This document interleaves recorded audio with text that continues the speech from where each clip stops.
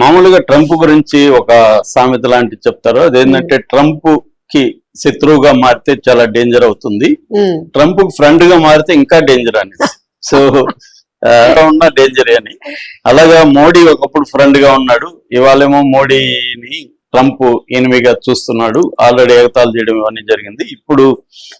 ఇప్పటి వరకు మనకి ట్యాక్స్ 50% ట్యాక్స్ తారిఫ్ అంటారు, ట్యాక్స్ కాదు తారిఫ్ వేశారు. అంటే మన ఇంపోర్ట్స్ ఇండియాలో మొత్తం ప్రపంచానికి మనం ఇంపోర్ట్స్ చేసే దాంట్లో 18% అమెరికాకి ఇంపోర్ట్ చేస్తున్నాం.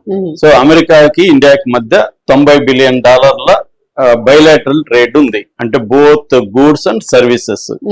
సో దాదాపు 45 కోట్ల ప్రాంతంలో గూడ్స్ ఎక్స్పోర్ట్ ఉంది మనకి. ఇప్పుడు అవన్నీ కూడా ప్రీమియర్ మార్కెట్ కాబట్టి దాని మీద ఆధారపడిన అనేక ఇండస్ట్రీస్ ఉన్నాయి. సో ఇప్పుడు ఆల్రెడీ మన మీద ఒక 25% రెసిప్రాకల్ తారిఫ్, ఇంకొక 25% పనిష్మెంట్ తారిఫ్. అంటే రష్యా నుంచి మనం ఆయిల్ కొంటున్నాం, రష్యా మీద అమెరికా గాని యూరోప్ సమాజం నాటో దేశాలు ఆంక్షలు విధించాయి. రష్యాతో ఎవరు కూడా వాణిజ్యం గానీ ఏమి చేయకూడదని ఆంక్షలు విధించాయి. కానీ ఇండియాకు ఉంటుంది, ఇండియానే కాదు చైనాకు ఉంటుంది, బ్రెజిల్కు ఉంటుంది, ఇలా కొన్ని దేశాలకు ఉంటున్నాయి. ఇది ఇప్పుడు ట్రంప్ కి నచ్చట్లేదు. ఎందుకు నచ్చట్లేదంటే ఇతను మొత్తం యుక్రెయిన్ మీద దాడి గత 3.5 సంవత్సరం నుంచి యుద్ధం జరుగుతుంది కాబట్టి ఈ యుద్ధానికి ఫైనాన్సింగ్ ఈ ఆయిల్ అమ్మకం ద్వారానే వస్తుంది. సో ఆయిల్ కొనడం కానీ ఆపేస్తే వీళ్ళు రష్యా దగ్గర డబ్బులు ఆగిపోతుంది, యుద్ధం కూడా అప్పుడు మనం కంట్రోల్లోకి వస్తాడు అనేది ట్రంప్ కున్న అంచనా. సో ఇప్పుడు ఏమైందంటే ఇప్పుడు ఒక అదేదంటారు ఉండుండి మంగళం మీద పిడుగు పడిందని అట్లేదంటారు కదా, అలాగా ఒక పిడుగు లాంటి ఒక వార్త ఇండియాకి. ఆల్రెడీ ఇండియాకి రకరకాల ఇబ్బందులు ట్రంప్ వచ్చిన తర్వాత అయింది. ఒకటి 50% తారిఫ్స్, తర్వాత H1B వీసా, తర్వాత ఇల్లీగల్ ఇమిగ్రెంట్స్, మన స్టూడెంట్స్ అక్కడ చదువుకుంటూ ఉద్యోగం చేసే పరిస్థితి లేకపోవడం, గ్రీన్ కార్డుకి ఆంక్షలు పెట్టడం, ఇలాగా రకరకాలుగా ఇండియాని ట్రంప్ ఇబ్బంది పెడుతున్నాడు. మరోవైపు ట్రంప్ ప్రెజర్ చేసి అమెరికా నుంచి ఎక్కువగా ఆయిల్ కావచ్చు మిగతా ఉత్పత్తులు కొనేట్టుగా చేసుకోవడం, అమెరికన్ గూడ్స్ మీద ఇండియాకు వస్తున్న గూడ్స్ మీద టారిఫ్స్ ని తగ్గించడానికి ట్రంప్ ఒత్తిడి చేయడం, అమెరికా కొన్ని తగ్గించాడు కూడా మోడీ ప్రభుత్వం. సో ఈ నేపథ్యంలో ఇప్పుడు ఒక పిడుగు లాంటి వార్త ఏంటంటే ఇండియా మీద, అంటే ఇండియా ఎక్స్పోర్ట్ చేసే వస్తువుల మీద 400%, 50%కే మన ఎకనామీ బాగా దెబ్బతినింది. ఇప్పుడు 400% వరకు పెంచే పరిస్థితి ఏర్పడింది. ఎలాగంటే ఇప్పుడు అక్కడ బైపార్టిజాన్ శాంక్షన్స్ బిల్ అని ఒక కొత్త బిల్లు కాంగ్రెస్ లో ఇంట్రడ్యూస్ చేస్తున్నారు. సెనేటర్ లిండ్సే గ్రాహం దీన్ని రిపబ్లికన్ సెనేటర్ అతను ఇంట్రడ్యూస్ చేస్తున్నాడు. ఈ బిల్లు కాంగ్రెస్ లో 2 సభలు ఉంటాయి, ఎగువ సభ దిగువ సభ, రెండిట్లో కూడా రిపబ్లికన్స్ మెజారిటీ ఉంది కాబట్టి పాస్ అయిపోతుంది. సో ఒక 2-3 వారాల్లో ఈ బిల్లు పాస్ అయిపోతుంది. ఈ బిల్లు వల్ల ఏమంటే ట్రంప్ కి అపరిమితమైన అధికారం వస్తుంది. ట్రంప్ అనుకుంటే 100% వేయచ్చు, 400% కూడా తారిఫ్ వేయచ్చు. రష్యా నుంచి ఎవరు పెట్రోల్ కానీ లేకపోతే యురేనియం కానీ, పెట్రోలియం ప్రోడక్ట్స్, యురేనియం, ఈ 2 ఎవరన్నా కొంటుంటే ఆ దేశాల మీద ట్రంప్ 400% వరకు తారిఫ్స్ విధించే, హైయెస్ట్ అప్ టు 400% వరకు వేసే అధికారాన్ని బిల్లు ట్రంప్ కి ఇస్తుంది.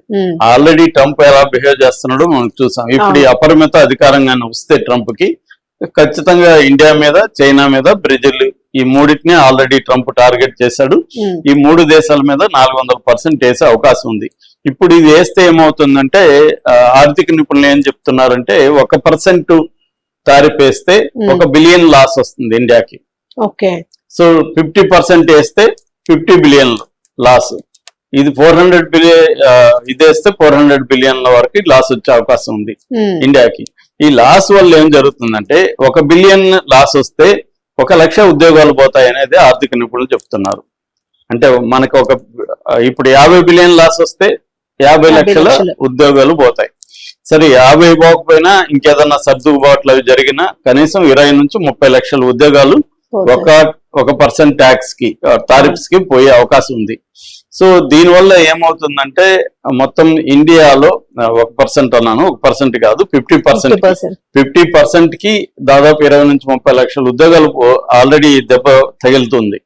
ఇంకా అది 400 చేస్తే ఇంక ఊహించలేం. అవును. సో అందుకని ఇటు ఉద్యోగాలు పోతాయి, తర్వాత కొన్ని రకాల బిజినెస్లు అంటే ముఖ్యంగా జెమ్స్ అండ్ మనం అమెరికాకి ఎక్కువ ఎగుమతి చేస్తుండేది వచ్చి gems and jewellery, textiles, leather goods, handicrafts, తర్వాత అక్వా, ఫార్మా ప్రొడక్ట్స్, ఇవన్నీ కూడా దెబ్బతినే అవకాశం ఉంది. వీటిల్లో పనిచేసే ఎంప్లాయ్మెంట్ పోతుంది. ఇప్పుడు ఒక ఫ్యాక్టరీ, గార్మెంట్ ఫ్యాక్టరీ ఉంది, 100 మంది పనిచేస్తుంటారు. ఆ ఫ్యాక్టరీ ఉత్పత్తులు కొనేవాళ్ళు లేదనుకో, అమెరికాకు పంపించడం ఆగిపోయింది. అప్పుడు ఏం చేస్తారు, ఉత్పత్తి ఆగిపోతుంది, 100 మంది రోడ్డును పడే పరిస్థితి ఉంది.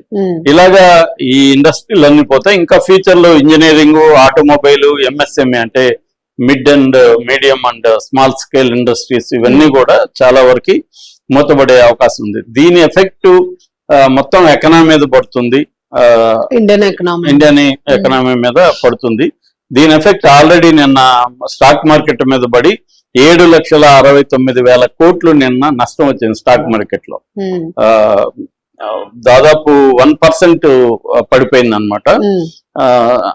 సో ఇది అతిపెద్ద ఈ మధ్యకాలంలో ఎంత ఒకేసారి స్టాక్ మార్కెట్ ఈ స్థాయిలో పడిపోవడం గత 4 రోజుల నుంచి పడిపోతూనే వస్తుంది.